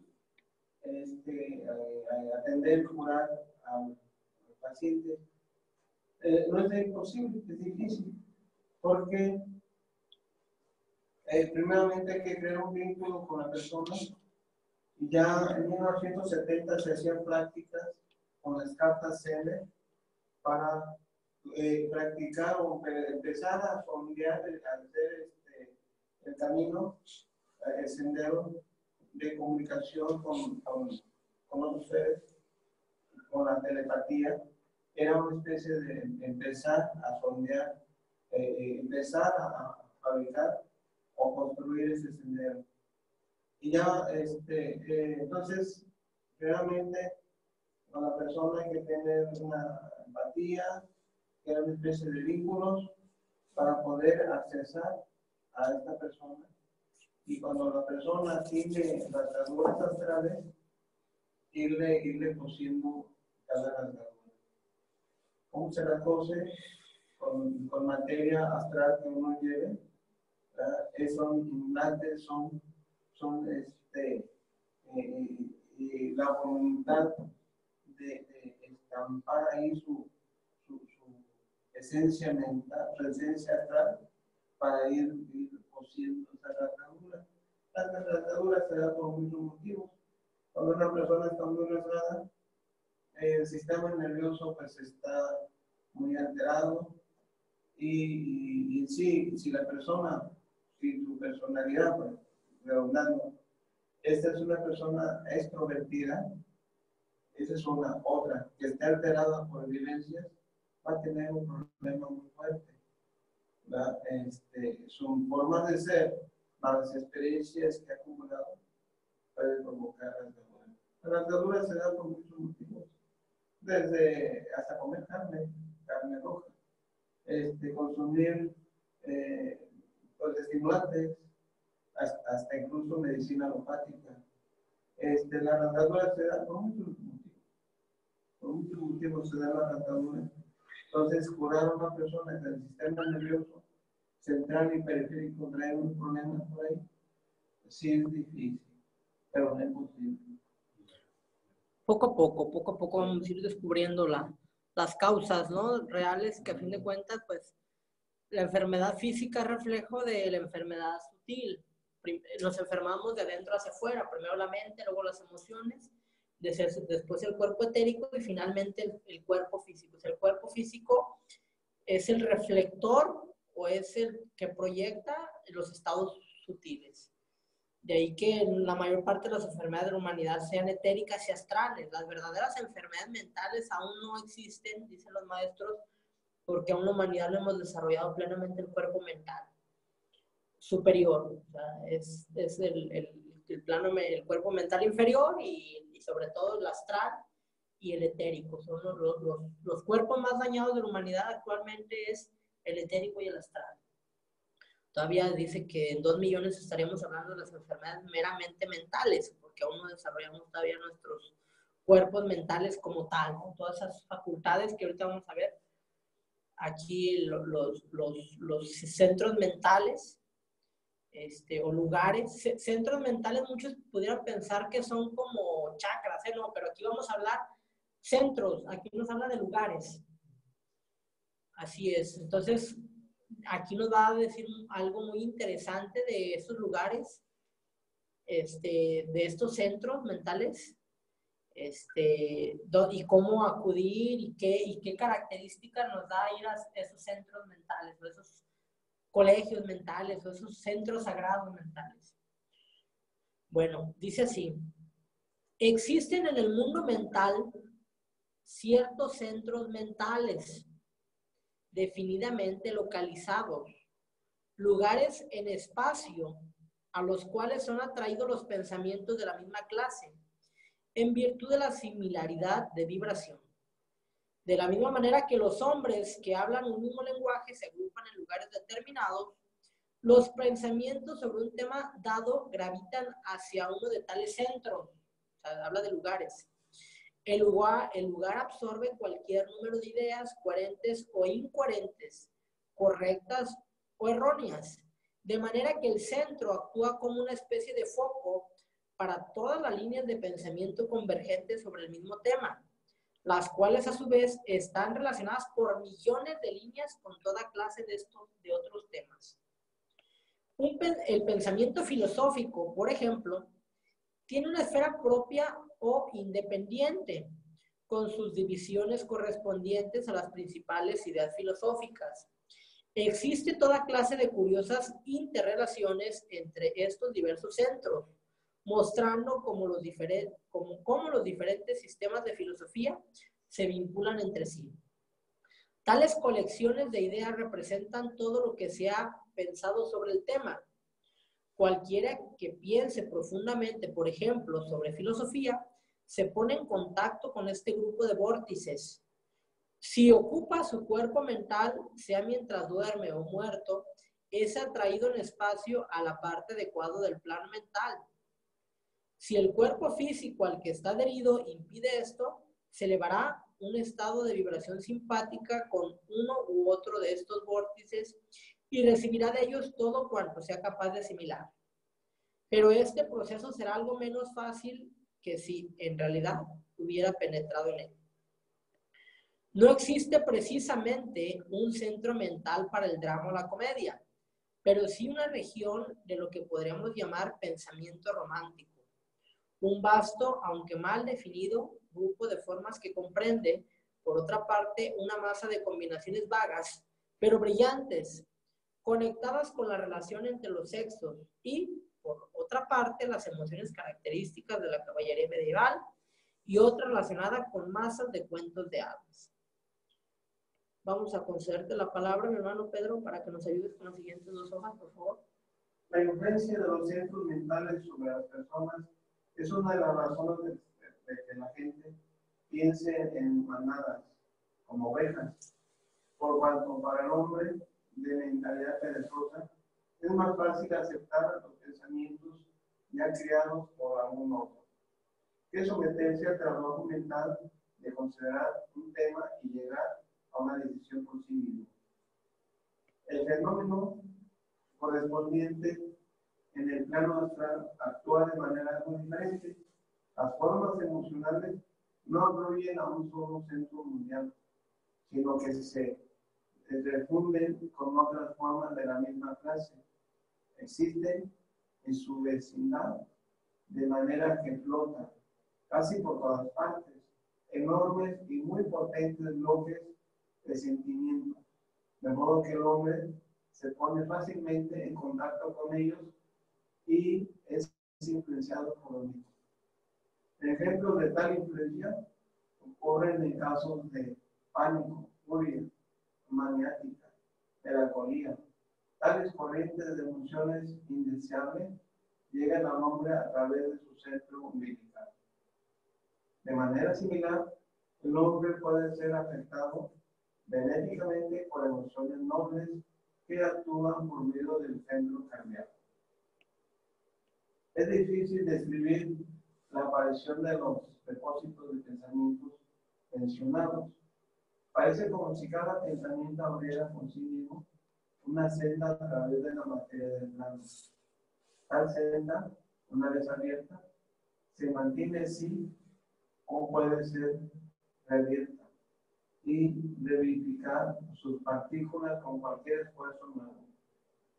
Si este nuevo esfuerzo sigue la dirección general de la primera línea de pensamiento, le es mucho más fácil adaptarse lo suficiente para seguir dicha línea que abrirse una ligeramente diferente, aunque esté muy cerca de la ya existente. El contenido de estos centros es, como es natural, más que suficiente para el pensador ordinario para quienes sean lo suficientemente fuertes y perseverantes. Existen otras posibilidades conectadas con tales centros. Primero, ¿es posible por medio de estos centros mentales llegar a las mentes de quienes han generado fuerzas de los mismos? De esta manera, uno que sea fuerte, ávido, reverente y susceptible de aprender, puede llegar hasta los grandes pensadores y aprender de ellos los problemas de la vida. De esa manera, el hombre es capaz de psicometrizar las diferentes formas de pensamiento de un centro mental, seguirlas hasta los pensadores con quienes están vinculadas por vibración y aprender de estas otras informaciones. Segundo, existe lo que llamamos la verdad en sí misma. Si esta idea es demasiado abstracta para comprenderla, diremos que es el concepto de tal verdad según existe en la mente de nuestro globo solar. Tal idea puede ser alcanzada por quien haya logrado la unión consciente con la deidad, pero no por quien no haya llegado a tal unión. No obstante, se pueden percibir reflejos de la misma, proyectados de plano a plano, amortiguándose cada vez más a medida que desciende. Por lo menos, algunos de estos reflejos están al alcance del hombre, cuyo pensamiento puede remontarse hasta encontrarlos. De la existencia de estos centros mentales, se deduce otro punto de interés considerable. Es natural que muchos pensadores sean atraídos simultáneamente a la misma región mental y capten allí las mismas ideas exactamente. Cuando tal ocurre, es igualmente posible que la expresión que cada uno haga de tales ideas en el mundo mental coincidan, en cuyo caso serán acusados de plagiarismo o los ignorantes. El hecho de que esto no ocurra más frecuentemente se debe a la densidad de los cerebros humanos, los cuales pocas veces relativamente recuerdan lo que han aprendido en los planos superiores. Ese fenómeno ocurre no solamente en el campo de la literatura, sino también en de las invenciones, como se sabe muy bien, en las oficinas de patente a las que llegan con frecuencia y simultáneamente invenciones prácticamente idénticas. Los escritores pueden obtener otras ideas de los registros akáshicos, pero de este aspecto de nuestro tema nos ocuparemos en un capítulo posterior. Ahí está. Estos centros mentales son regiones dentro del plano mental. Son estos, ya lo recordamos, que cada plano tiene 7 subplanos. Entonces, estos centros mentales son precisamente esos vórtices gigantes donde se generan los cánones, los ideas y los ideales. No es lo mismo una idea que un ideal. Una idea plasmada por una mente potente, seguida por las multitudes, se convierte en un ideal. Entonces, las grandes religiones, las grandes corrientes místicas, filosóficas y las ciencias son impulsadas por los grandes seres, los grandes iniciados, los grandes pensadores, que ellos proyectan una forma mental potente, que es la idea. Si esa idea es una idea que la reciben millones de mentes sensibles, bueno, pues esa idea se convierte en una tendencia, en un ideal. De ahí precisamente que incluso la teosofía surge como una potente forma mental emanada directamente de las mentes de los maestros espirituales, quienes dijeron, bueno, ya es el momento preciso de que la humanidad recibe esta información.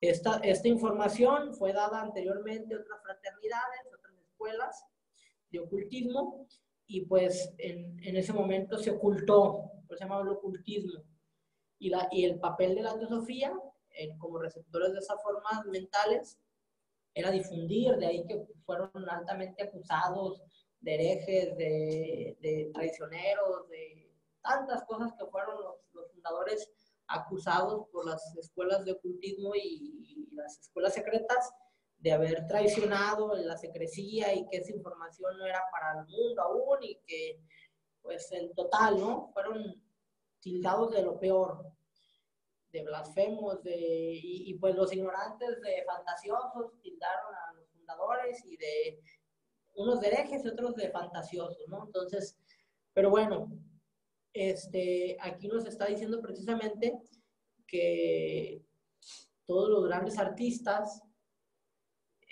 beben de estos centros mentales de la mente superior, de la mente inferior y después de la mente superior, se manan de ahí sus ideas, brotan de ahí todas esas tendencias artísticas, literarias, culturales, musicales, que lo bueno fuera que todos nos conectáramos a los grandes niveles, ¿no? Sino la mayor parte de las expresiones artísticas devienen del plano astral, de la emoción, y pues son muy burdas y muy toscas, o es muy, de muy baja frecuencia. Pero los grandes inventores, los grandes pensadores, los que están a la palestra, ellos ingresan a estos centros mentales, son como suburbios, como distritos mentales, donde está clasificado, ya dijo, en la información. Alguien que hable de filosofía, un pensamiento filosófico, bueno, tiene sus divisiones correspondientes a diversas ideas filosóficas. Entonces es como entrar a una biblioteca, los libros no están en revueltos. Ahí están los de biología, los de historia. Para empezar, se clasifican en ciencias. Ciencias sociales, ciencias naturales, ciencias exactas, ciencias de la salud. Entonces, esto es una especie de centro mental. Ok, bueno, tú ya sientes afinidad por las ciencias sociales, pues bueno, llegas y, okay, ¿cuál quieres? Sociología, derecho, política, ¿cuál quieres, no? Incluso la filosofía se considera dentro de la humanidad como las ciencias sociales. Entonces, aquí nos da un ejemplo de estos centros mentales, pero bueno, vamos a concederles el uso de la palabra, mis hermanos, para que nos ayuden a seguir concluyendo el egregor, el deba. Adelante, Pedrito, mi hermano, tienen la palabra. Esto es muy interesante, porque las formas mentales, el elemento de la mente superior, que es Arupa, es decir, ya fuera del proceso camásico, es decir, fuera de las funciones del cuaternario inferior.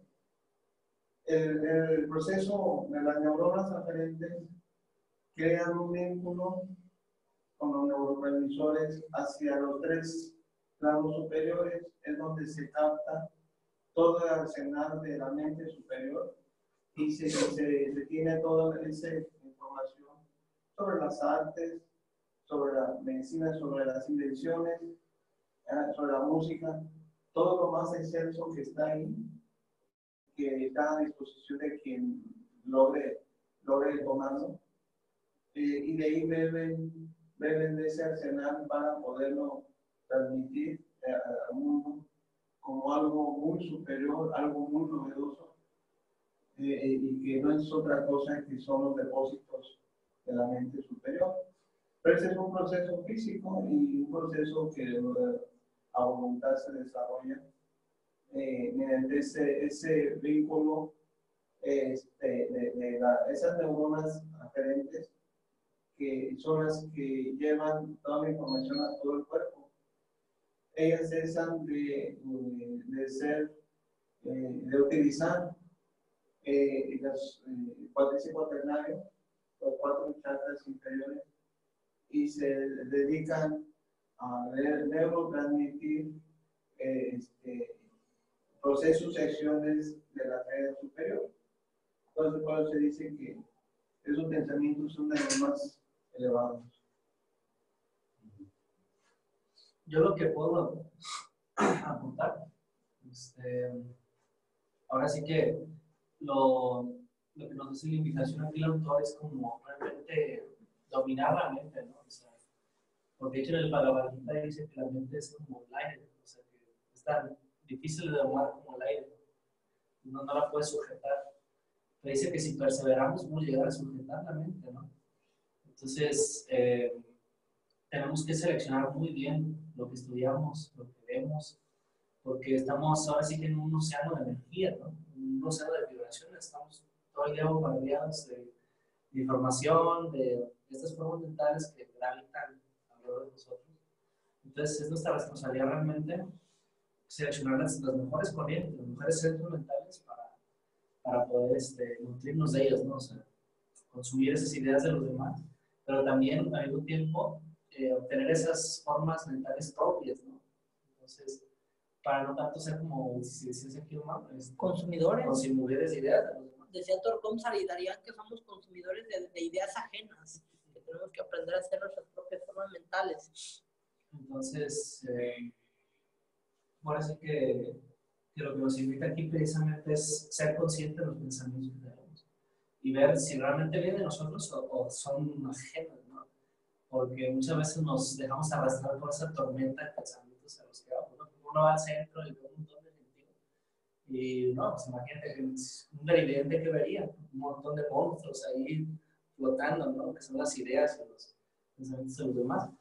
Entonces, al hacer estas corazas, esas conchas que podemos protegernos, al decir algunos mantras, o simplemente visualizando, ¿no? Algo protector alrededor de nuestra aura, y esto podemos protegernos, porque de otra manera pues, estamos vulnerables, ¿no? A ser arrastrados por ese mar de pensamientos ajenos, ¿no? Pero sí, muy, muy interesante. Sí, más que dominar la mente, porque pues, se habla mucho en los textos orientales de dominar la mente. Entonces, ¿cómo vas a dominar algo que no conoces? Es como si yo te dijera, doma este bronco, ¿no? Pues primero ve el bronco cuánto pesa, ¿no? Si tú pesas 30 kilos y el caballo pesa 200, pues por más jinete que te sientes, pues no lo vas a dominar, ¿no? O sea, entonces, para dominar algo tienes que conocerlo. Entonces, se habla mucho a la ligera en los textos orientales o en las escuelas tradicionales de la mente es el matador de lo real, ya lo vimos en la lección anterior, la mente es el matador de lo real, ok. O sea, y la mente es el raja, que es el rey de los sentidos y el más difícil de dominar.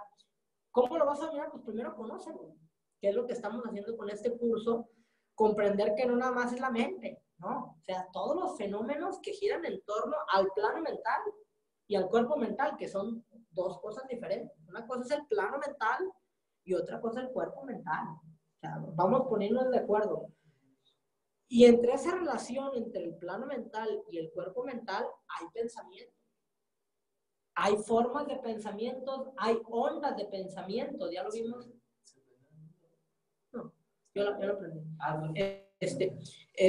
Ya lo vimos incluso las lecciones anteriores, la diferencia entre onda de pensamiento y forma de pensamiento. Entonces, es un tema vasto. O sea, el tema de las emociones, ya lo vimos en el curso del cuerpo astral, todos los fenómenos, todos los sucesos, todos los seres, las entidades astrales, humanas, no humanas, artificiales, o sea, son planos, son dimensiones completamente desconocidas para el individuo. Y peor aún, no se pueden comprobar a través de los sentidos físicos. Entonces es como si yo te dijera, ¿sabes qué? Pues se descubre una aguja en medio de un cuarto oscuro. Entonces, pues vamos a ciegas, ahí poco a poco, por medio de desarrollando precisamente esos sentidos superiores, a través de la lógica, a través del discernimiento, del raciocinio, y vamos nosotros partiendo del principio hermético de que como es arriba es abajo. Que eso también nos ha dicho, como es arriba es abajo, como es adentro es afuera, y como es abajo es arriba. Entonces, es en base a eso que vamos nosotros estudiando estos tópicos. O sea, porque tampoco podemos caer en el extremo grado de que nada existe o que todo existe. O sea, tenemos que usar nuestra mente, la vamos a ir desarrollando, pero sobre todo hacer ese énfasis de que por eso partimos de esta serie de cursos de abajo hacia arriba. O sea, del etérico, del astral, ahorita vamos en el cuerpo mental inferior, después vamos a hablar del cuerpo causal y pues si el tiempo lo permite, el destino cósmico, pues ya hablaríamos acerca de lo que es el alma, que es escrito acerca del alma. Pero eso es progresivo. Ahorita estamos en torno al cuerpo mental inferior. y vean todos los fenómenos y acontecimientos que suceden alrededor de este plano y de este cuerpo. Entonces, ¿alguien más que quiera comentar algo, mis hermanos? Ya para cerrar nuestros trabajos, no hay nadie en el Zoom. Bueno, ahí les tocará ver esta videoconferencia ahí en el canal de YouTube. Sí, no hay nadie. Bueno, ok, mis hermanos, pues les agradecemos su participación. Vamos a cerrar nuestros trabajos. Los esperamos la próxima semana y hasta pronto. Gracias a todas y a todos.